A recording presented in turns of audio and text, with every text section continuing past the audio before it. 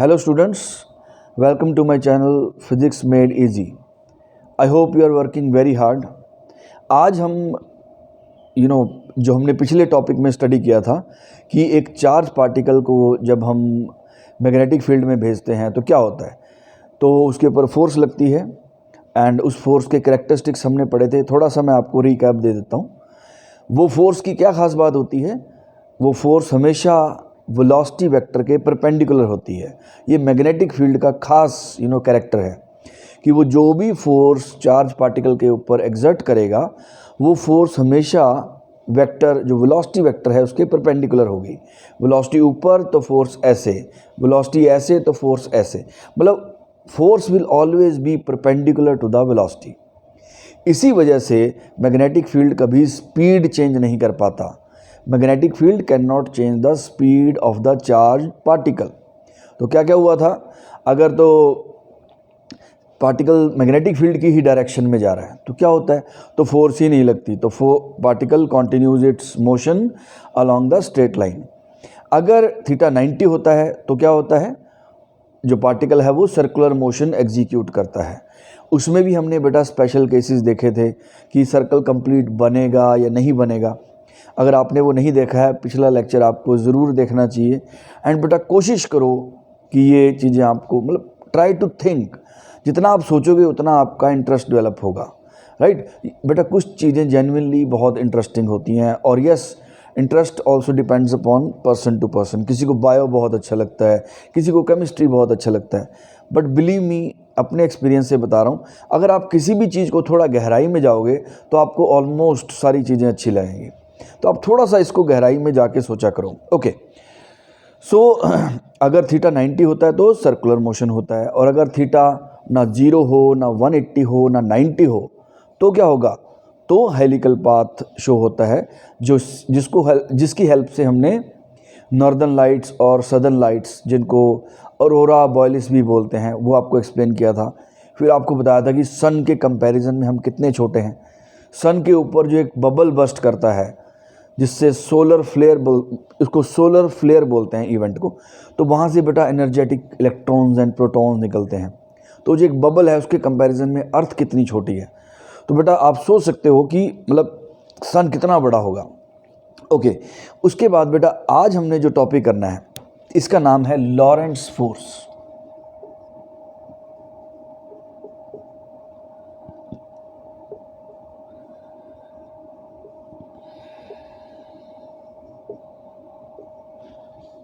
कोई नया फील्ड नहीं है बेटा, ये कोई नया इफेक्ट नहीं है।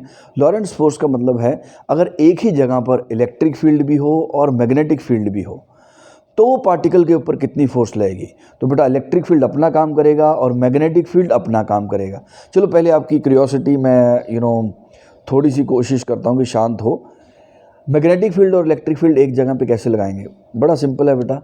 आप क्या करो, जैसे दो प्लेट्स ली हमने, ये प्लेट्स ली, इस प्लेट पे पॉजिटिव चार्ज ओके, और यहाँ पर नेगेटिव चार्ज ओके। तो बेटा इस रीजन में क्या लग जाएगा, इलेक्ट्रिक फील्ड लग जाएगा, ये नीचे की तरफ, राइट। पॉजिटिव से नेगेटिव की तरफ होता है इलेक्ट्रिक फील्ड, तो डाउनवर्ड डायरेक्शन में इलेक्ट्रिक फील्ड लग जाएगा ओके। अब इन्हीं प्लेट के बीच में आप एक सोलेनॉइड रख दो, या इस पूरे को एक सोलेनॉइड के अंदर रख दो ऐसे, राइट। तो क्या होगा, सोलेनॉइड के अंदर जब करंट फ्लो करेगा, मान लो ये सोलेनॉइड है, ऐसा किया जा सकता है यस बेटा, बहुत बड़ा सोलेनॉइड बना दो आप, उसको उसके अंदर इसको रख दो, तो सोलेनॉइड के अंदर मान लो करंट ऐसे फ्लो कर रहा है, तो वो क्या करेगा, मैग्नेटिक फील्ड प्रोड्यूस कर देगा क्रॉस। करंट अगर ऐसे होता है तो अंदर की तरफ मैग्नेटिक फील्ड आ जाता है, तो अंदर की तरफ मैग्नेटिक फील्ड लगना शुरू हो जाएगा, राइट। तो देखो एक ही जगह पे दोनों फील्ड आ गए, इलेक्ट्रिक फील्ड भी आ गया और मैग्नेटिक फील्ड भी आ गया। अब आगे स्टडी करते हैं कि अगर ये दो फील्ड आ जाएं तो क्या होगा। तो एक चार्ज पार्टिकल ऐसी जगह चला गया है जहां पर इलेक्ट्रिक फील्ड भी है और मैग्नेटिक फील्ड भी है। लेट अस सी, तो उसके ऊपर फोर्स कितनी लगेगी बेटा, F vector equals to Q E vector plus Q V vector cross B vector. ये इलेक्ट्रिक फील्ड ने फोर्स लगाया बेटा और ये मैग्नेटिक फील्ड ने फोर्स लगाया, तो नेट फोर्स कितनी आ गई, इन दोनों का रिजल्टेंट हो जाएगा, राइट। इसी को लॉरेंट्ज फोर्स बोलते हैं।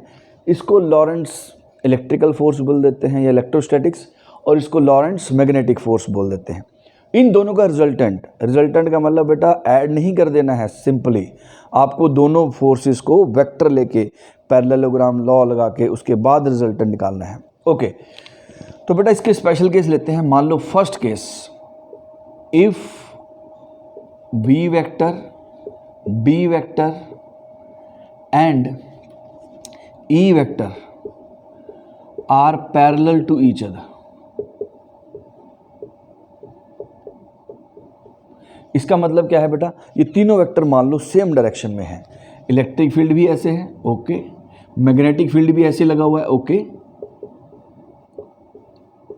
और आपने जो पार्टिकल फेंका मान लो उसकी वेलोसिटी भी सेम डायरेक्शन में आ गई। अगर ये तीनों सेम डायरेक्शन में आ गए तो क्या होगा बेटा, इस केस में ये जो वेलोसिटी है, क्योंकि बी के पैरेलल है, तो मैग्नेटिक फील्ड का तो कोई इफेक्ट आएगा ही नहीं, तो magnetic field won't be able to do anything. तो यानी कि इस केस में जो फोर्स होगी वो सिर्फ इलेक्ट्रोस्टैटिक फोर्स रह जाएगी, F equals to Q E vector. तो सिर्फ इलेक्ट्रोस्टैटिक फोर्स लगेगी और पार्टिकल स्ट्रेट लाइन में ही चलता रहेगा, राइट। अगर पॉजिटिव है बेटा, अगर इधर जा रहा है तो उसकी वेलोसिटी बढ़ती रहेगी, अगर नेगेटिव है तो वेलोसिटी कम हो जाएगी, राइट। तो अब सिर्फ इलेक्ट्रोस्टैटिक फोर्स ही लगेगी इसके ऊपर अगर तीनों जो वेक्टर्स हैं वो पैरेलल हों। क्या क्या, इलेक्ट्रिक फील्ड भी इधर है, मैग्नेटिक फील्ड भी इधर है, और पार्टिकल की वेलोसिटी भी सेम डायरेक्शन में है। हमने पढ़ रखा है कि अगर चार्ज पार्टिकल की वेलोसिटी मैग्नेटिक फील्ड की डायरेक्शन में होती है तो फोर्स जीरो होती है, Q V B sine theta, तो थीटा जीरो तो बेटा फोर्स भी जीरो। तो यानी कि चार्ज पार्टिकल के ऊपर सिर्फ इलेक्ट्रोस्टैटिक फोर्स लगेगी। अब सेकंड केस करते हैं बेटा, ये बहुत इंपॉर्टेंट है, इससे आपको देखो बहुत अच्छी हम डिवाइस बनाएंगे, स्टडी करेंगे कि क्या होता है।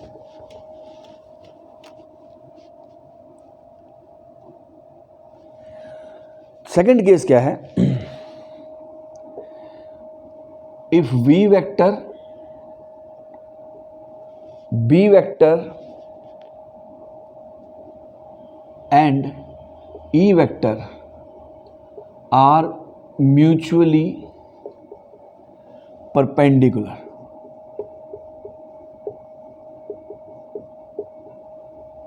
अगर ये तीनों फोर्सेस म्यूचुअली परपेंडिकुलर हों, मतलब तीनों vectors v vector, b vector and e vector तीनों के तीनों अगर म्यूचुअली परपेंडिकुलर हों तो क्या होगा।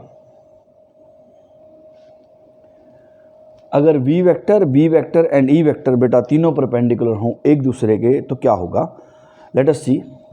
मान लेते हैं सपोज, ध्यान से देखना बेटा, ये मैग्नेटिक फील्ड है,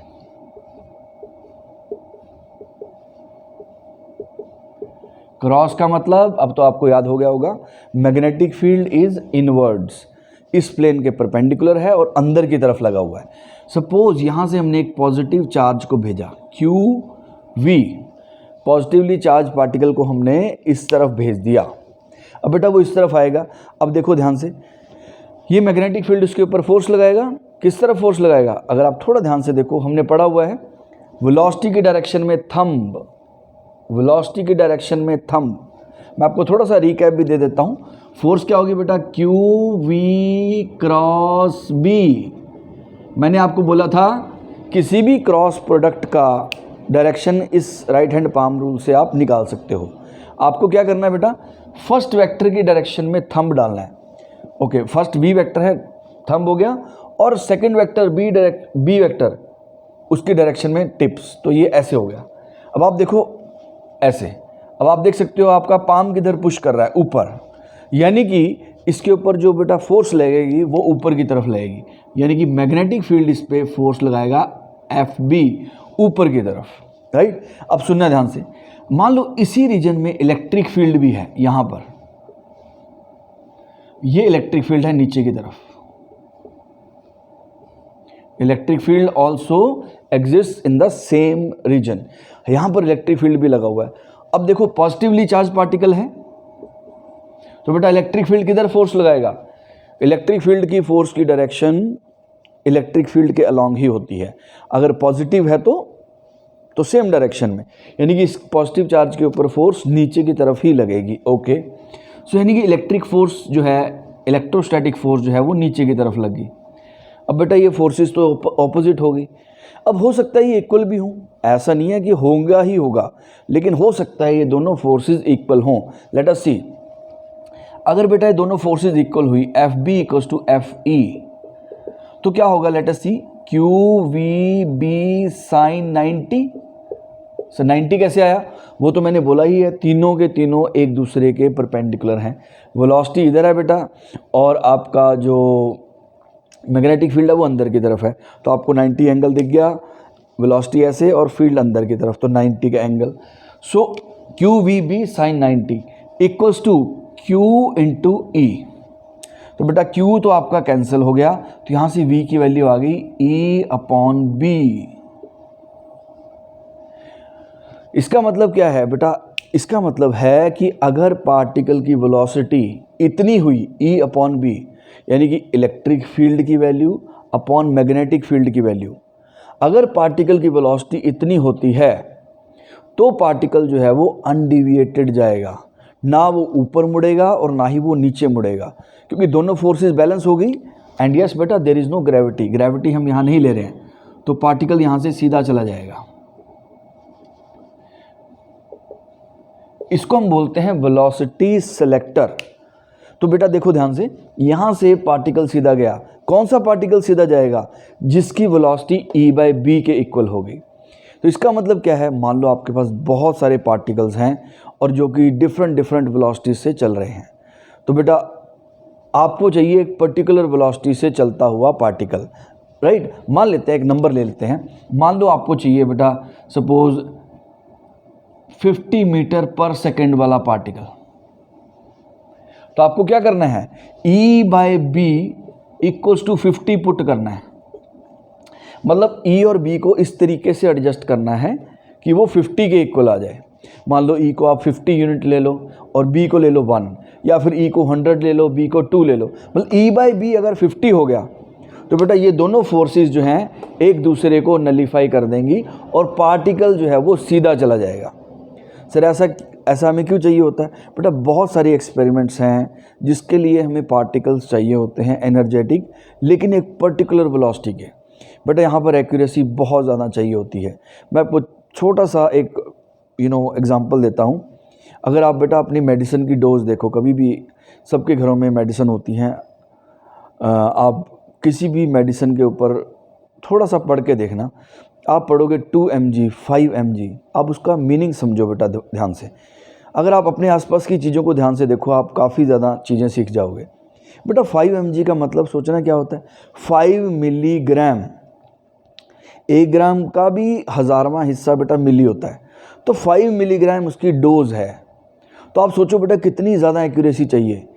1 ग्राम तो बेटा बहुत छोटा हो जाएगा, राइट। अगर एक आप कोई रिंग डालता है तो रिंग बेटा अप्रॉक्सीमेटली 10 ग्राम की होती है, तो उसके 10 हिस्से कर दो बेटा, तब एक हिस्सा जो आएगा वो 1 ग्राम का होगा। अब 1 ग्राम के भी बेटा 1000 हिस्से करने हैं, देखो तो कितना ज़्यादा एक्यूरेसी चाहिए। तो साइंस में बेटा ये सबसे इम्पॉर्टेंट है। तो हमें पार्टिकल, अगर ये वैसे मैंने सिंपल नंबर लिया है, नहीं तो यहाँ पे 5000 या इतनी ज़्यादा वेलोसिटी चाहिए होती है, तो हमें एग्जैक्ट उतनी ही वेलोसिटी चाहिए। तो क्या करते हैं, हमारे पास यहाँ पर सोर्स है पार्टिकल्स जहाँ से निकल रहे हैं, लेकिन बेटा वो सारे पार्टिकल्स जो हैं वो डिफरेंट वेलोसिटी से निकल रहे हैं। हमें चाहिए एक पर्टिकुलर वेलोसिटी से मिलता हुआ, पर्टिकुलर वेलोसिटी से चलता हुआ पार्टिकल। तो हम क्या करेंगे, उन सारे पार्टिकल्स को यहाँ फेंक देंगे, तो वो पार्टिकल ऐसे आएंगे। सिर्फ कौन सा जाएगा? सीधा कौन सा जाएगा बेटा? जिसकी वेलोसिटी इतनी होगी। बाकी पार्टिकल्स या तो ऊपर मुड़ जाएंगे या फिर नीचे। ऊपर कौन सा जाएगा बेटा? जिसके ऊपर मैग्नेटिक फील्ड की फोर्स ज़्यादा होगी। यानी कि अगर वेलोसिटी ज़्यादा हुई किससे? इस वैल्यू से, तब तो वो ऊपर चला जाएगा। और अगर वेलोसिटी इससे कम हुई तो इलेक्ट्रिक फोर्स डोमिनेट कर जाएगी, तो वो नीचे आ जाएगा। तो इस तरीके से आप एक पर्टिकुलर वेलोसिटी का पार्टिकल फाइंड कर सकते हो। बेटा एक्सरे मशीन्स होती हैं, आपकी मेडिसिन मेडिकल फील्ड में तो ये बहुत ज़्यादा यूज़ होता है, जो आजकल की न्यूक्लियर मेडिसिन है। आप इसके बारे में भी थोड़ा पढ़ सकते हो। तो बेटा ये हमारे पास लॉरेंट्ज फोर्स का एक एप्लीकेशन आ गया, वेलोसिटी सिलेक्टर। इसको हम बोलते हैं बेटा क्रॉस फील्ड। क्रॉस फील्ड मतलब दो फील्ड ऐसे जो एक दूसरे के साथ 90 पे हैं। अंदर की तरफ मैग्नेटिक फील्ड, ऐसे इलेक्ट्रिक फील्ड, दोनों एक दूसरे के साथ 90 का एंगल बना रहे हैं। तो यहाँ से हमने पार्टिकल भेजा, तो अगर तीनों vectors, velocity vector, magnetic field vector and electric field vector, अगर तीनों म्यूचुअली परपेंडिकुलर हों तो हम ये अरेंजमेंट कर सकते हैं, राइट। अब इसका एक दो क्वेश्चन लगाते हैं बेटा, उससे आपको क्लियर होगा। Let us try to solve 1 or 2 questions of this example. मतलब हमें डायरेक्शन निकालनी है, किस तरफ होना चाहिए।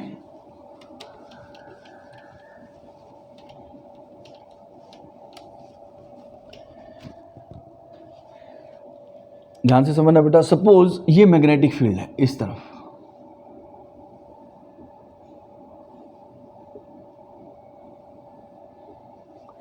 यहां से हमने बेटा एक चार्ज पार्टिकल फेंक दिया। ये बी वेक्टर है, ये आपका वी वेक्टर है, एंड पॉजिटिवली चार्ज पार्टिकल हमने ऊपर फेंक दिया। अब ये बोलेंगे, क्वेश्चन क्या बन गया, find the direction of electric field such that the net force on the charge particle, net force on the charge particle is 0। यहाँ से ये बेटा मैग्नेटिक फील्ड लगा हुआ है इस तरफ, ये आपने चार्ज पार्टिकल ऊपर की तरफ फेंक दिया और पॉजिटिवली चार्ज पार्टिकल है। सबसे पहले बेटा हम इसके ऊपर फोर्स निकालते हैं। इसके ऊपर फोर्स किधर लगेगी, राइट हैंड पाम रूल लगाते हैं। पहले वेलोसिटी की डायरेक्शन में आपका थंब और बी की डायरेक्शन में पाम। तो आप देखो अंदर, सॉरी बी की डायरेक्शन में फिंगर्स, राइट। पाम को पुश करना है, वी की डायरेक्शन में थंब एंड बी की डायरेक्शन में फिंगर्स, ऐसे। अब आप पुश करो बेटा।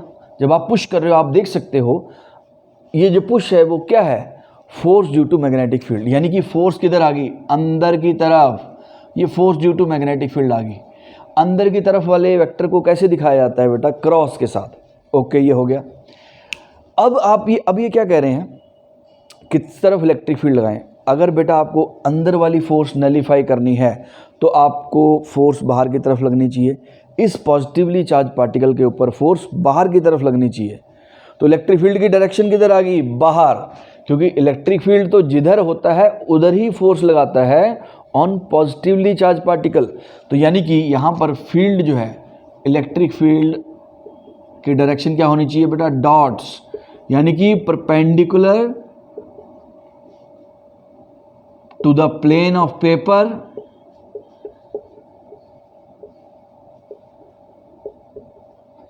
एंड आउटवर्ड्स, बाहर की तरफ होना चाहिए बेटा। तो electric field should be applied outward, यानी कि बाहर की तरफ आप इलेक्ट्रिक फील्ड लगाओगे तो ये पार्टिकल सीधा चला जाएगा। अगर वो मैग्नीट्यूड भी पूछते हैं बेटा, simple QE should be equal to QVB sin 90। तो बेटा यहाँ से E की वैल्यू कितनी आ गई, Q कैंसिल हो गया, V इंटू B। इतना इलेक्ट्रिक फील्ड आपको लगाना पड़ेगा बेटा, किस तरफ, बाहर की तरफ। तब ये पार्टिकल जो है वो अनडिविएटेड जाएगा, यानी कि सीधा चलता रहेगा, राइट। तो you can see how useful this device is, right. इस तरीके से हम अपनी मर्जी की वेलोसिटी से चलते हुए पार्टिकल्स जनरेट कर सकते हैं। उनसे बहुत सारे आगे काम लिए जाते हैं। आप जब न्यूक्लियस और हम एटम्स पढ़ेंगे वहाँ पे इसके बारे में आपको और मैं बताऊंगा और आपको अंडरस्टैंडिंग होगी। ओके, सो नाउ अब हमारे पास नेक्स्ट टॉपिक क्या है, cyclotron. Cyclotron, let us try to understand cyclotron. बेटा ये बहुत ज़्यादा इंपॉर्टेंट टॉपिक है, आपके बोर्ड्स पॉइंट ऑफ व्यू से भी और आपके कंपटीशन पॉइंट ऑफ व्यू से भी, और आपके आपको एग्ज़ाम्स ही सब कुछ नहीं होते, आपको थोड़ा और भी सोचना चाहिए।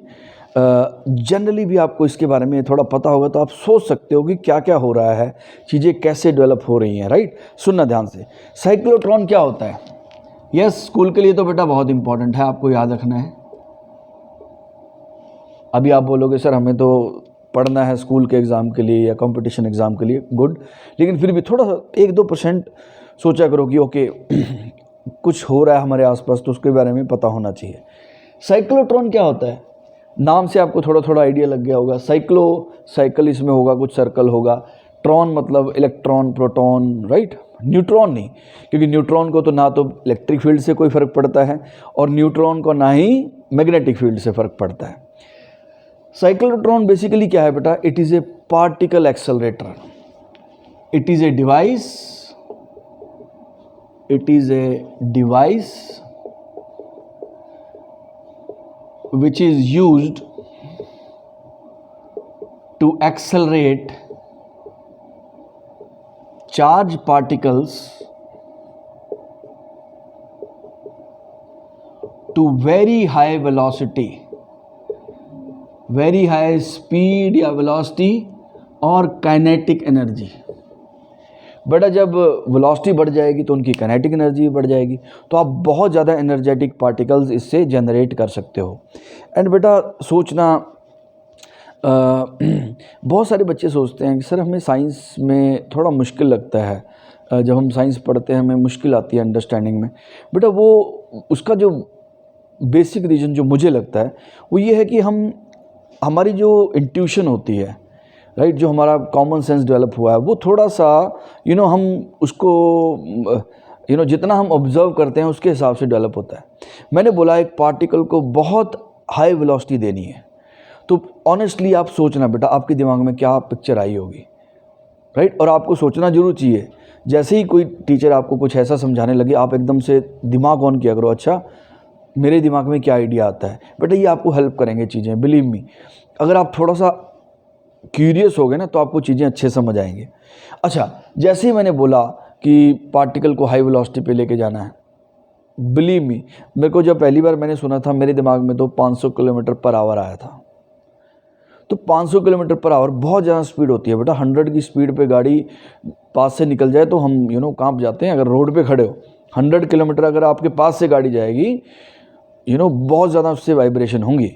तो हमारे दिमाग में क्या आएगा? सर फास्ट मतलब 500 किलोमीटर पर आवर।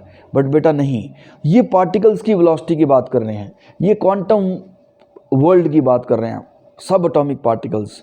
बेटा वहाँ पे ये वेलोसिटीज़ कुछ नहीं होती 500 किलोमीटर पर आवर और नथिंग। यहाँ पर हम पार्टिकल को जो वेलोसिटी देने की बात कर रहे हैं वो दे रहे हैं 1 लाख किलोमीटर पर सेकेंड, 2 लाख किलोमीटर पर सेकेंड। तो बेटा इतनी वेलोसिटी तक हमें इसको लेके जाना है पार्टिकल को। ओके, लेट अस सी कि इसको कैसे लेके जाया जा सकता है एंड ऑब्स्ट्रक्शन क्या है। बेटा ये डिवाइस एक साइंटिस्ट थे, उन्होंने बनाया था, लॉरेंस 1930 में बनाया था, राइट। तो आप 1930 की डिवाइस पढ़ रहे हो तो आप सोच सकते हो अप्रॉक्सीमेटली 80-90 साल हो गए हैं। तो 90s में इससे कितनी बेटर डिवाइसेस आ गई होंगी। लेकिन बेटा बेसिक कॉन्सेप्ट यही रहा उनके अंदर भी। यस, इसके बाद साइक्लोट्रॉन को सुपरसीड किया सिंक्रोट्रॉन ने, और सिंक्रोट्रॉन के बाद अगली डिवाइस जो आई अब लार्ज हाइड्रोजन कोलाइडर है, राइट। पर हम साइक्लोट्रॉन पढ़ते हैं बेटा पहले। क्या हो गया ये? सर एक डिवाइस पार्टिकल एक्सेलरेटर है, राइट। पार्टिकल एक्सेलरेटर, ये तो जरूर याद रख लेना। अगर आपसे बाय चांस वाइवा में पूछा जाता है, जब आपका वाइवा होता है बेटा, साइक्लोट्रॉन पूछते हैं तो क्या होता है, बच्चा बोलता है सर गोल गोल कुछ होता है। बेटा साइक्लोट्रॉन मतलब इतना तो याद रखो कि पार्टिकल एक्सेलरेटर है, इससे सर पार्टिकल्स को धक्का दिया जाता है, ये तो भूलना नहीं चाहिए। ओके, लेट अस सी ये काम कैसे करता है। बेटा सबसे पहली बात, हमें बढ़ानी है स्पीड, तो जाहिर सी बात है मैग्नेटिक फील्ड के बस की तो ये बात नहीं है, क्योंकि मैग्नेटिक फील्ड का तो बेसिक हैंडीकैप ही यही है। मैग्नेटिक फील्ड तो जो आपका स्पीड है उसको बढ़ा ही नहीं सकता। मैग्नेटिक फील्ड तो सिर्फ डायरेक्शन चेंज कर सकता है, यानी लीनियर मोमेंटम चेंज कर सकता है, यानी वेलोसिटी चेंज कर सकता है। तो मैग्नेटिक फील्ड तो बेटा आपका स्पीड नहीं बढ़ा पाएगा। कौन बढ़ा सकता है? Electric field. तो इलेक्ट्रिक फील्ड तो चाहिए ही पहली चीज़। अब बेटा इलेक्ट्रिक फील्ड में प्रॉब्लम क्या है? मान लो आपने इलेक्ट्रिक फील्ड लगाया, आपको मैंने इलेक्ट्रोस्टैटिक्स में भी बोला था, अगर आपको इलेक्ट्रिक फील्ड ये आपको इलेक्ट्रिक फील्ड चाहिए यूनिफॉर्म, वो कैसे जनरेट करते हैं? दो प्लेट्स रख दो आमने सामने, एक पर पॉजिटिव चार्ज दे दो, इसको पॉजिटिव चार्ज सर कैसे देंगे? बैटरी के साथ, वो भी हमने करंट इलेक्ट्रिसिटी में पढ़ा। ओके, अब इसको पॉजिटिव दे दिया, इसको नेगेटिव, अब बेटा इसके बीच में इलेक्ट्रिक फील्ड लग गया। ओके, अब आप यहाँ पर एक प्रोटॉन रख दो, मान लो प्रोटॉन को एक्सेलरेट करना है या अल्फा पार्टिकल को एक्सेलरेट करना है, यहाँ रखो, इलेक्ट्रिक फील्ड इस पर फोर्स लगाएगा इस तरफ, राइट, इस तरफ फोर्स लगेगी। अब इसके डिफरेंट मेथड्स बेटा आप निकाल सकते हो, V equals to U plus AT, A कितना हो जाएगा बेटा? QE/m, force upon mass, acceleration हो गया। तो आप कितने टाइम के लिए आपने इसको फील्ड में चलने दिया, तो वहाँ से V equals to U plus AT आ जाएगा। ओके, दूसरा मेथड V कैलकुलेट करने का, V square minus U square equals to 2AS, इससे भी आप निकाल सकते हो। अगर ये मान लो 2 मीटर चला तो कितनी वेलोसिटी इसने गेन की होगी? V square minus U square equals to 2AS। Okay, या एक मेथड जो अभी हमने पिछले लेक्चर में भी किया था, अगर मुझे यहाँ पोटेंशियल डिफरेंस पता हो V, so QV equals to change in kinetic energy, QV equals to change in kinetic energy. बेटा ये भी एक मेथड होता है, जब आप पढ़ रहे हो थोड़ा थोड़ा पीछे वाला भी रिवाइज कर लिया करो। That is what most of the good students do, right.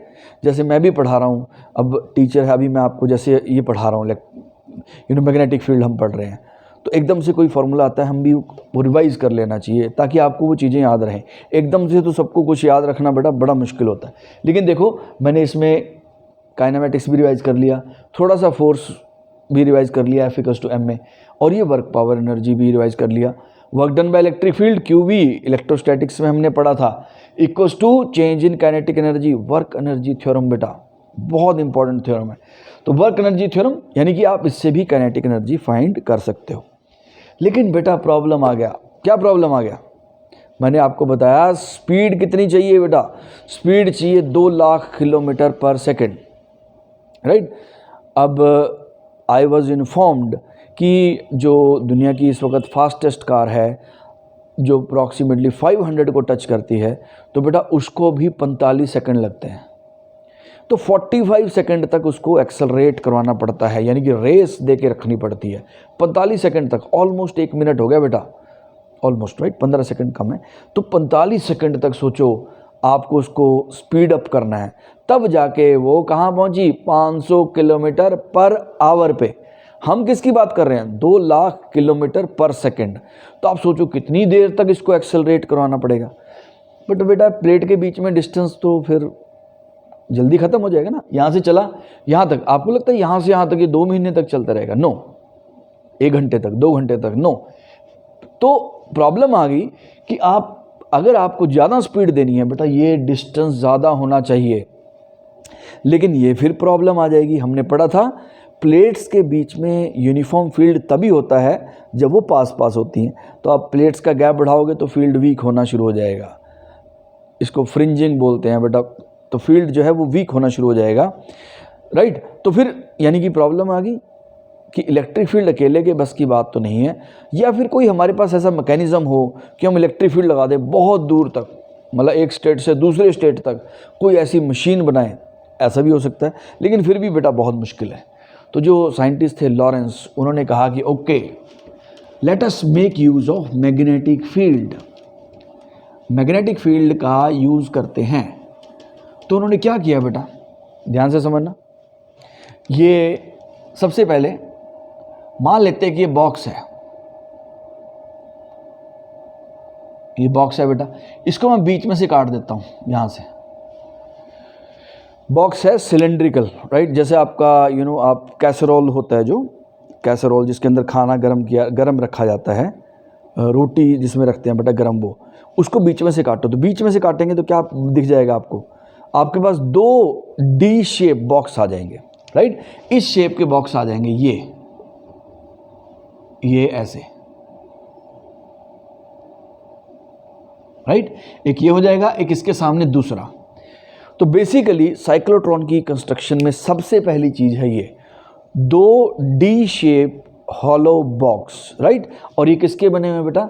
Metal के बने हुए हैं, राइट। अब सुनना ध्यान से, अब इसको हम कैसे रखते हैं बेटा? मैं आपको जो दिखा रहा हूँ वो टॉप व्यू है, टॉप से देख रहे हैं। ये आपकी डी हो गई और दूसरी डी हो गई ये दो हॉलो डी हमने एक दूसरे के सामने रख दी, two hollowed out D, right. ऐसे हैं, आप बोलोगे सर ये तो सी है, ऊपर से सी दिख रहा है, राइट। ऐसे ये बेटा ऐसे है, बीच में खाली। अब इसको ऐसे आपकी तरफ मोड़ूंगा तो खाली जगह होगी, ठीक है। अब इसके बाद क्या होता है, अब देखना ध्यान से, इनको कनेक्ट किया जाता है हाई फ्रीक्वेंसी ऑसिलेटर। सर ये क्या चीज़ है बेटा? ये एक ऐसी बैटरी है जिसका पॉजिटिव नेगेटिव चेंज होता रहता है। जो हमारे घरों में सेल या बैटरी होते हैं उसमें बेटा एक पॉजिटिव होता है, एक नेगेटिव। वो पॉजिटिव नेगेटिव फिक्स्ड होता है। जो पॉजिटिव टर्मिनल है वो पॉजिटिव ही रहेगा और जो नेगेटिव टर्मिनल है बेटा वो नेगेटिव ही रहेगा। लेकिन ये एक ऐसी बैटरी है जिसकी पोलैरिटी चेंज होती रहती है। पॉजिटिव कभी नेगेटिव बन जाता है और नेगेटिव पॉजिटिव बन जाता है, और एक पर्टिकुलर साइकिल पे, मान लो 1 सेकंड बाद पॉजिटिव नेगेटिव बन गया, अगले ही सेकंड के बाद नेगेटिव पॉजिटिव बन जाएगा, ठीक है। हाई फ्रीक्वेंसी का मतलब क्या है बेटा? इसकी फ्रीक्वेंसी काफ़ी हाई होती है, 10⁻7 हर्ट्ज। 10⁻7 हर्ट्ज इसकी फ्रीक्वेंसी है, ओके। अब इसका काम क्या है बेटा? ये तो सिंपल आपको एडजस्टमेंट करके दिखाया गया है। इसका काम है ये जो गैप है, इस गैप के अंदर इलेक्ट्रिक फील्ड को जनरेट करना। ये जो गैप है बेटा, डी ऐसे थी ना, डी के बाद गैप है, डी के अंदर नहीं, ये ध्यान रखना है। डी के जो बीच में गैप है, यहाँ पर इलेक्ट्रिक फील्ड आएगा आपके पास। इतने रीजन में इलेक्ट्रिक फील्ड है, राइट। और यहाँ पे क्या है? डी के अंदर ये, मैं थोड़ा सा यहाँ पे भी ड्रॉ कर देता हूँ क्योंकि मुझे मोशन दिखाना है। इसके अंदर भी बेटा, डी के अंदर भी इलेक्ट्रिक मैग्नेटिक फील्ड है। ये क्रॉस का मतलब ये हो गया आपका मैग्नेटिक फील्ड। इस हाई फ्रीक्वेंसी ऑसिलेटर की हेल्प से हमने क्या किया? इस गैप के अंदर इलेक्ट्रिक फील्ड लगा दिया, राइट। और इलेक्ट्रिक फील्ड कैसा होगा बेटा? चेंज होगा, राइट। चेंज मतलब पहले ऐसे होगा, फिर ऐसे हो जाएगा, फिर ऐसे, फिर ऐसे, मतलब डायरेक्शन रिवर्स होती रहेगी। सुनना ध्यान से। और यहाँ पर बेटा डी के अंदर यहाँ पर मैग्नेटिक फील्ड लगा हुआ है। मैं बाहर दिखा रहा हूँ क्योंकि मुझे मोशन दिखाना है, फिर भी अंदर थोड़ा सा दिखा देता हूँ। यहाँ पर हर जगह पर मैग्नेटिक फील्ड है, अंदर भी हर जगह मैग्नेटिक फील्ड है। सिर्फ इस जगह पे नहीं है, यहाँ पे सिर्फ और सिर्फ मैग्नेटिक फील्ड है, अंदर है बेटा, ठीक है। मैंने क्रॉस इसलिए लगाया ताकि आपको फील हो कि इस तरफ मैग्नेटिक फील्ड है, ओके। उसके बाद क्या किया जाता है? ध्यान से समझना। वैसे डायग्राम गलत हो गया, मैं आपको समझाने के लिए बना रहा हूँ। ये फील्ड, ये क्रॉस बाहर नहीं है, अंदर है इसके, ठीक है। अब सुनो, अब क्या करते हैं, ध्यान से देखना। जिस चार्ज पार्टिकल को एक्सेलरेट करना है उसको बेटा यहाँ रखा जाता है। यहाँ पर चार्ज पार्टिकल को रख दिया जिसको एक्सेलरेट करना है, ओके। अब उसको देखना बेटा ध्यान से, इसको मैं यहाँ जूम कर रहा हूँ, ये जो गैप है यहाँ पर मैंने जूम कर दिया। ये बेटा चार्ज पार्टिकल यहाँ रख दिया। अब मान लेते हैं इलेक्ट्रिक फील्ड इस तरफ है, तो इलेक्ट्रिक फील्ड क्या करेगा सर? इस चार्ज पार्टिकल के ऊपर फोर्स लगाएगा और ये चार्ज पार्टिकल एक्सेलरेट करेगा। यानी कि इसको कितनी एनर्जी मिल जाएगी? QV। V क्या है? ये जो गैप का पोटेंशियल डिफरेंस है, राइट। अभी मैंने बताया था ना, इलेक्ट्रिक फील्ड में रखते हैं तो एक और फॉर्मूला QV। तो बेटा इसको वेलोसिटी मिलेगी, इसको इधर से धक्का मिला बेटा। एक तो ये फोर्स एनालिसिस है, पुश लगा, फोर्स लगी, एक्सेलरेट हुआ और वेलोसिटी आई। तो ये वेलोसिटी के साथ इसके अंदर एंटर कर जाएगा, ओके। अब जैसे ही इसके अंदर एंटर किया, इलेक्ट्रिक फील्ड नहीं है बेटा, इस रीजन में सिर्फ और सिर्फ मैग्नेटिक फील्ड है। अब मैग्नेटिक फील्ड क्या करता है? मैग्नेटिक फील्ड तो पार्टिकल को घुमा देता है, राइट। अब बेटा इस पर फोर्स किधर लगेगी? V और B अंदर, ऊपर। तो बेटा ये ऊपर की तरफ जाएगा, यानी कि ऐसे घूमेगा और यहाँ आ जाएगा, राइट। इसने सेमी सर्कल बनाया और यहाँ आ गया गैप के अंदर। सेमी सर्कल बनाने के बाद ये गैप में आया, ओके। उसके बाद क्या होगा? बट यहीं पर कैच है बेटा, जैसे ही ये इस गैप में आता है, देखो पहले इलेक्ट्रिक फील्ड इस तरफ था, अब ये बेटा घूम के ऐसे यहाँ पर आया। अब सोचो जैसे ही यहाँ आता है बेटा, यहाँ से जैसे ही एंटर करेगा उसी वक्त बेटा इलेक्ट्रिक फील्ड चेंज हो जाता है इस तरफ, पहले इलेक्ट्रिक फील्ड ऐसे था, अब इलेक्ट्रिक फील्ड ऐसे हो जाएगा। मतलब जिस तरफ ये जा रहा है इलेक्ट्रिक फील्ड उसी डायरेक्शन में लगना शुरू हो जाएगा।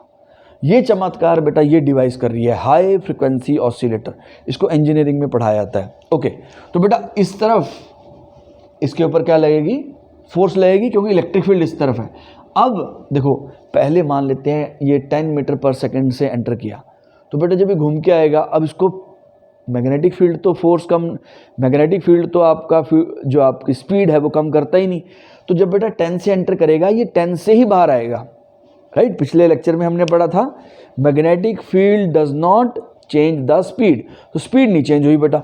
तो ये यहाँ से घूम के जब यहाँ आया, ये पहले जितनी स्पीड से ही एंटर किया, अब इलेक्ट्रिक फील्ड क्या करेगा, इस पर और वर्क करेगा, यानी कि इसको धक्का देगा। और तो अब क्या होगा बेटा, इसकी वेलोसिटी पहले से बढ़ जाएगी। ओके, ये पहले से ज़्यादा वेलोसिटी के साथ इधर जाएगा, पहले से ज़्यादा वेलोसिटी के साथ यहाँ गया। ओके, अब क्या हो गया बेटा, अब जब ये इसके अंदर एंटर करेगा पहले से ज़्यादा वेलोसिटी के साथ, राइट।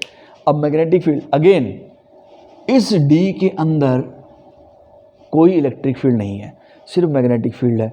और मैग्नेटिक फील्ड का काम क्या है बेटा, मैग्नेटिक फील्ड का काम है, देखो वी इस तरफ, बी अंदर, नीचे की तरफ पुश, तो इसके ऊपर नीचे की तरफ फोर्स लगेगी, तो ये घूम के फिर से सर्कल बना।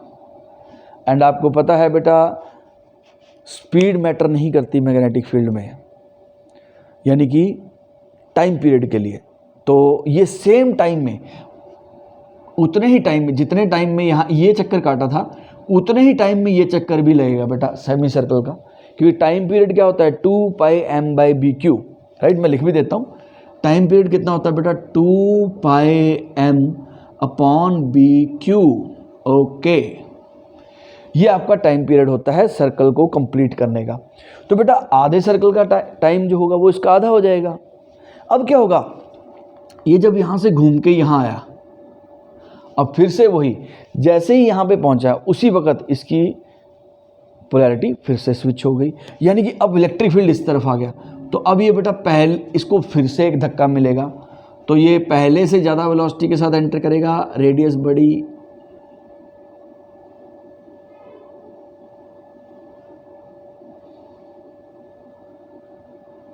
और यहाँ पर विंडोज़ होती हैं बेटा। जब आपको लगता है कि पार्टिकल ने इनफ वेलोसिटी गेन कर ली, देखो बेटा कैच क्या है, जितनी बार ये गैप को क्रॉस करेगा उतनी ही बार वेलोसिटी बढ़ेगी, क्योंकि हर बार गैप को क्रॉस करते ही इसको धक्का मिलेगा, तो हर बार बेटा इसकी वेलोसिटी बढ़ेगी। तो जितनी बार ये गैप को क्रॉस कर रहा है उतनी ही बार इसकी वेलोसिटी जो है वो इंक्रीज़ करने वाली है। और जब हमें लगता है, जब साइंटिस्ट को लगता है कि okay this particle has gained the desired velocity, जितनी वेलोसिटी चाहिए थी उतनी वेलोसिटी गेन हो चुकी है, तो वो उसको विंडोज़ के थ्रू इलेक्ट्रिक फील्ड से बाहर निकाल लेते हैं। बेटा ये भी अलग मैकेनिज़्म हो सकता है, आप इसको अलग से पढ़ सकते हो अगर आप इसको फॉलो अप करना चाहते हो। तो मतलब कैच क्या हो गई, अब इसका प्रिंसिपल हम यहाँ से बता सकते हैं। सर लॉजिक क्या है, प्रिंसिपल क्या है कि एक चार्ज पार्टिकल की वेलोसिटी आप बहुत ज़्यादा कर सकते हो, और बहुत ज़्यादा अब आपके सामने देख लो, आपका ज़्यादा नहीं, हमारा ज़्यादा नहीं, साइंटिस्ट वाला ज़्यादा। एक चार्ज पार्टिकल की वेलोसिटी बहुत ज़्यादा कर सकते हैं, किसकी हेल्प से सर, एक तो हमें चाहिए मैग्नेटिक फील्ड, और क्या चाहिए, एक चाहिए oscillating electric field, oscillating electric field and उसके परपेंडिकुलर मैग्नेटिक फील्ड। देखो इलेक्ट्रिक फील्ड ऐसे लगा हुआ है, जबकि मैग्नेटिक फील्ड अंदर की तरफ लगा हुआ है। तो oscillating electric field, high frequency oscillating, 1-2 hertz नहीं बेटा, 10⁻7 हर्ट्स। सोचो 1 सेकंड में 10⁻7 हर्ट, 1 सेकंड में बेटा 10 लाख साइकिल बन रहे हैं बेटा, 1 सेकंड में 10 लाख साइकिल बन रहे हैं यहाँ पे। ओके, तो उतनी बार ये इस गैप को क्रॉस करने वाला है, राइट। तो एक चार्ज पार्टिकल को हम बहुत ज़्यादा वेलोसिटी दे सकते हैं with the help of magnetic field and high frequency electric field, right. ये इसका प्रिंसिपल हो गया। तो क्या है, कैच क्या है, इस गैप में सिर्फ इलेक्ट्रिक फील्ड है जिसकी डायरेक्शन फ्लिप होती रहेगी, पहले ऐसे फिर ऐसे फिर ऐसे फिर ऐसे, राइट। और जो आइडिया है, जो कैच ये है, इस पार्टिकल को इस गैप में प्रिसाइजली तभी आना है जिस वक्त फील्ड उल्टा हो जाता है। मान लो ये देर कर गया तो फील्ड फिर से उल्टा हो जाएगा, तो बेटा इसकी स्पीड बढ़ने की बजाय कम हो जाएगी। तो यही सारा इसी चीज़ पे टिका हुआ है कि बेटा इसका जो देखो ये कब स्विच करता है, जब इसका आधा सर्कल कंप्लीट होता है, यानी कि इसका भी आधा सर्कल कंप्लीट होना चाहिए, नेगेटिव टू पॉजिटिव, राइट। अगर इसका बेटा सर्कल बनाएंगे ऐसे होगा ना, ये पॉजिटिव सर्कल, ये नेगेटिव, मतलब पोलैरिटी ऐसे चेंज होगी, राइट। तो इसका मतलब क्या है, पॉजिटिव नेगेटिव फिर पॉजिटिव। तो बेटा जब ये पॉजिटिव से नेगेटिव हुआ यानी कि आधा साइकिल कंप्लीट हो गया, यानी कि इसकी जो फ्रीक्वेंसी है वही फ्रीक्वेंसी साइक्लोट्रॉन की होगी, यानी कि इसको जो चक्कर लगाने में टाइम लग रहा है इसका टाइम पीरियड भी उतना ही होना चाहिए, राइट। अब यहाँ पे हम इसका फ्रीक्वेंसी की टर्म लिख देते हैं।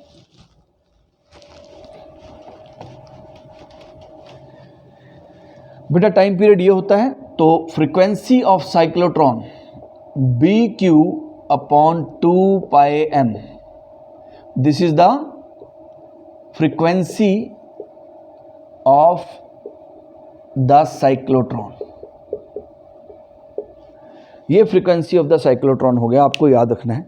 अब इसमें एक और चीज़ देखो बेटा, जैसे जैसे इसकी स्पीड बढ़ती जा रही है, क्या बढ़ता जा रहा है, रेडियस बढ़ता जा रहा है। तो मैक्सिमम स्पीड कौन लिमिट करेगा, मैक्सिमम स्पीड कितनी हो सकती है सर, जब इसकी मैक्सिमम रेडियस हो जाएगी, क्योंकि ये D को टच कर जाएगा। फिर अगर आपको स्पीड उससे ज़्यादा बढ़ानी है तो इसका रेडियस और बढ़ाना पड़ेगा, यानी कि D की रेडियस से बड़ा तो नहीं हो सकता, या तो फिर आप बड़ी D यूज़ करो, यानी कि D की जो रेडियस है उससे ज़्यादा बड़ी रेडियस इस पार्टिकल के सर्कल की नहीं हो सकती। तो यानी कि मैक्सिमम अगर आपको स्पीड निकालनी है, अब देखना ध्यान से, रेडियस क्या होती है बेटा, R इक्वल टू होता है mv/bq। Suppose R equal to R put करते हैं हम, R क्या है, रेडियस ऑफ द D, जो साइक्लोट्रॉन के अंदर D रखी गई है, जो ये D यूज की गई है, इसकी रेडियस मैंने कैपिटल R दे दी, R ले लिया है, ठीक है। तो बेटा आप देखो, तो यहां से V की वैल्यू कितनी आ गई, BQ/R/m, यानी कि ये मैक्सिमम वेलोसिटी हो सकती है, इससे ज़्यादा वेलोसिटी इस साइक्लोट्रॉन से नहीं बढ़ सकती। अगर आपको इससे ज़्यादा वेलोसिटी चाहिए तो बेटा आपको इस D का साइज़ बड़ा करना पड़ेगा, राइट। सुनना ध्यान से, तो अगर हम इसकी ये मैक्सिमम वेलोसिटी होगी बेटा, इससे ज़्यादा वेलोसिटी आप इस साइक्लोट्रॉन से गेन नहीं करवा पाओगे। तो काइनेटिक एनर्जी कितनी होगी बेटा, मैक्सिमम ½ mv², तो कितना आ गया, हाफ, अगर इसमें वैल्यू पुट करें b² q² r²/m, ये काइनेटिक एनर्जी होगी बेटा मैक्सिमम। इतनी मैक्सिमम काइनेटिक एनर्जी जो है वो इस साइक्लोट्रॉन से गेन करवाई जा सकती है, राइट। अब इसके यूसेजेस समझते हैं हम, क्या क्या यूज़ हैं। तो सबसे पहले कंस्ट्रक्शन बेटा, एक तो इसमें 2 D हैं, हॉलो D है मेटल की, और मेटल का बेटा एक और एडवांटेज होता है, हमें चाहिए कि इसके अंदर इलेक्ट्रिक फील्ड नहीं हो, सिर्फ प्योर मैग्नेटिक फील्ड हो। और आपको पता है electric field inside a conductor is zero, हमने इलेक्ट्रोस्टैटिक्स में ये पढ़ा था। तो मेटल्स का बनाने से ये एडवांटेज और मिल जाता है कि इसके अंदर इलेक्ट्रिकल इन्फ्लुएंसेस नहीं होते। दूसरी चीज़ बेटा, ये सब कुछ वैक्यूम में होता है। वैक्यूम मतलब सर वैक्यूम की ज़रूरत क्या है बेटा, जब चार्ज पार्टिकल घूमेगा, अगर उसके रास्ते में एयर का मॉलिक्यूल आ गया तो वो उसको हिट करके उसकी एनर्जी लॉस हो जाएगी, क्योंकि चार्ज पार्टिकल इससे कौन से एक्सेलरेट करवाते हैं बेटा, अल्फा पार्टिकल हो गया या प्रोटॉन हो गया। तो प्रोटॉन का और अल्फा पार्टिकल का साइज़ मॉलिक्यूल्स के ऑलमोस्ट आसपास होता है, तो फिर वो हिट करके अपनी एनर्जी लॉस कर देंगे। तो यहाँ पर वैक्यूम क्रिएट किया जाता है। पूरा वैक्यूम तो बहुत मुश्किल है, बट फिर भी बहुत कम प्रेशर कर देते हैं, राइट, ताकि इसके कोलिजन के chances with the molecules least हो जाएं, मिनिमम हो जाए। तो यहाँ पे सब ये सारा एक्सपेरिमेंट बेटा वैक्यूम में होगा। और तीसरा कंपोनेंट क्या है, एक तो D हो गया बेटा, और एक आपने यहाँ पे वैक्यूम क्रिएट कर दिया, और हाई फ्रीक्वेंसी ऑसिलेटर।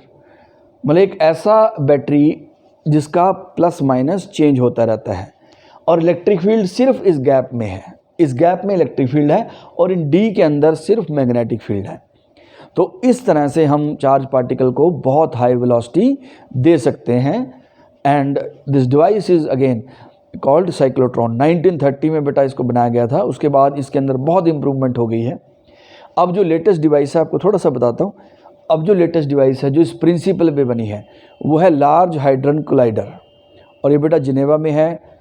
उसका सरकमफ्रेंस बेटा 27 किलोमीटर है। मतलब आप सोचो ये डिवाइस सरकमफ्रेंस 27 किलोमीटर, और उसको ज़मीन से अप्रॉक्सीमेटली 1 किलोमीटर नीचे है, शायद ज़्यादा 1 किलोमीटर नीचे है। 27 किलोमीटर सरकमफ्रेंस है, वहाँ से पार्टिकल्स को एक्सेलरेट करवाया गया। ओके, अब लेट अस सी इसके यूसेजेस करते हैं। ये इसकी फ्रीक्वेंसी के फॉर्मूले हो गए बेटा, और ये काइनेटिक एनर्जी का। इसके यूजेस क्या होते हैं, let us see uses. First है to create artificial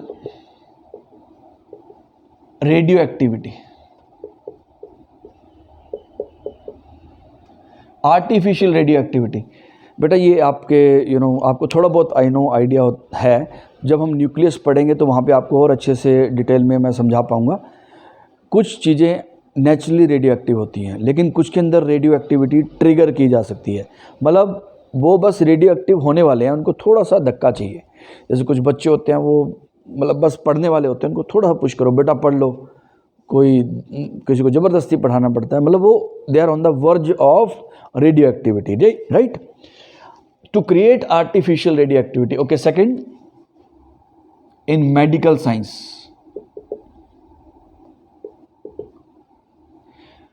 medical science में इसका बहुत यूज़ होता है, क्योंकि बेटा बहुत सारे इक्विपमेंट्स हैं जिसके अंदर हमें चार्ज पार्टिकल चाहिए जिनकी वेलोसिटी काफ़ी ज़्यादा हो।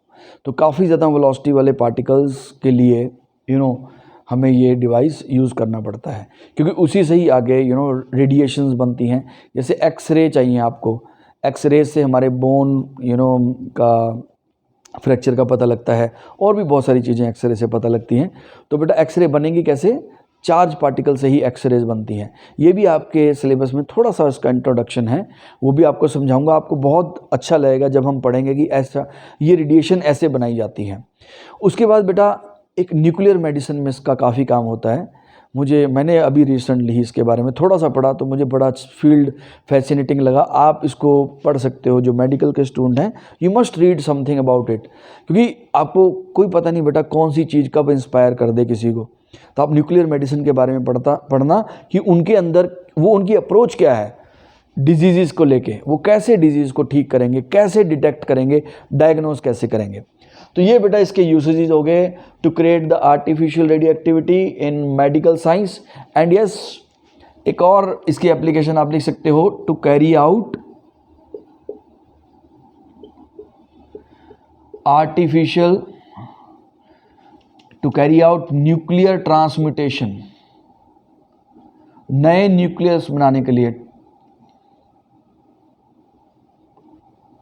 Transmutation, right. ये इसकी एक और एप्लीकेशन है, आप ये याद रख सकते हो। अब इसकी लिमिटेशन देखते हैं बेटा, क्या लिमिटेशन है। एक लिमिटेशन तो मुझे लगता है सबको स्ट्राइक कर गई हो गई कि क्या इसकी लिमिटेशन है। सबसे बड़ी लिमिटेशन बेटा, वैसे ना न्यूक्लियस के अंदर किसी पार्टिकल को भेजना हो, न्यूक्लियस को तोड़ना है, तो बेस्ट पार्टिकल तो न्यूट्रॉन होता है। क्योंकि सोचो, जब आप प्रोटॉन को भेजोगे, न्यूक्लियस तो उसको रिपेल करेगा। वैसे हम न्यूक्लियस रेडियो एक्टिविटी में बहुत अच्छे से पढ़ेंगे। देखो, ये न्यूक्लियस है, प्रोटॉन को आपने भेजा, बहुत वेलोसिटी दे दी, लेकिन ये क्या होगा बेटा, ये तो उसको रिपेल करेगा न्यूक्लियस, तो इसको बहुत ज़्यादा एनर्जी देनी पड़ेगी। अगर कोई न्यूट्रल चीज़ जाती है इसकी तरफ, तो उसको कोई रिपल्शन फील नहीं होगी। तो उसका बड़ा आसान था, लेकिन न्यूट्रल पार्टिकल को एक्सेलरेट करना बहुत मुश्किल है। ना तो ये इलेक्ट्रिक फील्ड को रिस्पॉन्ड करता है बेटा, और ना ही ये मैग्नेटिक फील्ड को रिस्पॉन्ड करता है। ओके, सो सबसे पहला तो इसका लिमिटेशन क्या आ गया बेटा, कि it can not accelerate neutral particle. Okay, it can not accelerate neutral particle. Okay. Second, it can not accelerate electron.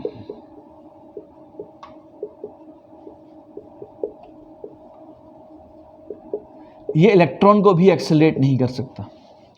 Sir क्यों नहीं कर सकता? इलेक्ट्रॉन तो चार्ज पार्टिकल है. बिल्कुल है, लेकिन बेटा इलेक्ट्रॉन में प्रॉब्लम ये है, इलेक्ट्रॉन का मास काफ़ी कम होता है.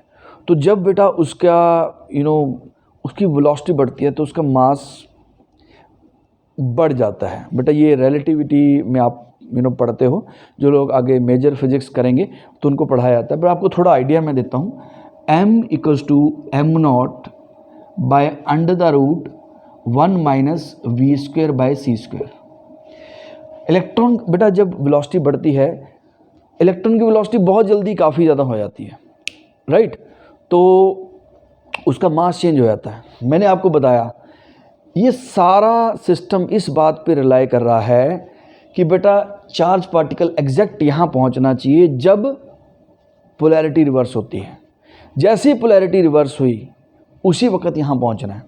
मतलब क्या है बेटा, ये बैटरी क्या कर रही है, ये ऐसे है, पॉजिटिव नेगेटिव, नेगेटिव पॉजिटिव, फिर पॉजिटिव नेगेटिव. मान लेते हैं ये आधे सेकंड बाद पॉजिटिव से नेगेटिव हुई और आधे सेकंड के बाद ये फिर नेगेटिव से पॉजिटिव होगी, राइट. मान लेते हैं आधा सेकंड, तो मैं बहुत ज़्यादा ले रहा हूँ. सपोज एक नंबर लेते हैं, राइट, आधा सेकंड. मतलब पॉजिटिव जो है वो आधा सेकंड में नेगेटिव हो जाता है. यानी कि इसका मतलब क्या हो गया, फील्ड ऐसे है, आधे सेकंड बाद फील्ड ऐसे हो जाएगा, उल्टा इस तरफ. फील्ड पहले ऐसे था, आधे सेकंड बाद बेटा फील्ड ऐसे हो गया. तो ये सारा सिस्टम तभी काम करेगा. देखो इलेक्ट्रॉन मतलब चार्ज पार्टिकल इधर गया, अब वो उसको घूम के आना, उसको घूम के कब आना, ये आधे सेकंड बाद ऐसे होने वाला है.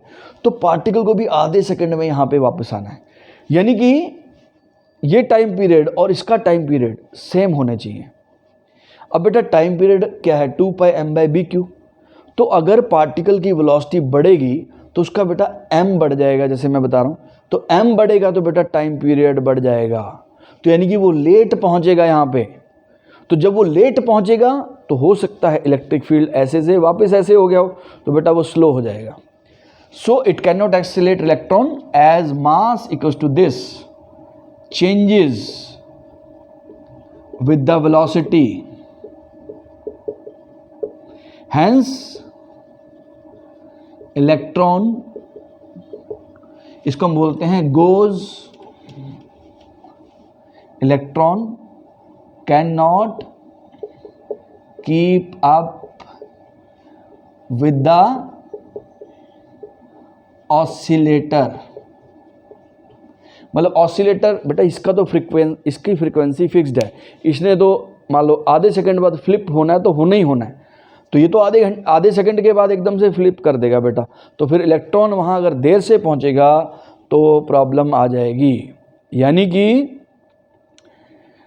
इसीलिए इलेक्ट्रॉन को एक्सेलरेट करवाना इससे पॉसिबल नहीं है. बेटा इसके ऊपर हम एक पूरी क्लास लगा सकते हैं. इसके ऊपर बहुत फैसिनेटिंग चीज़ होती है, राइट. लेकिन आपके सिलेबस में ये इतना ज़्यादा नहीं है.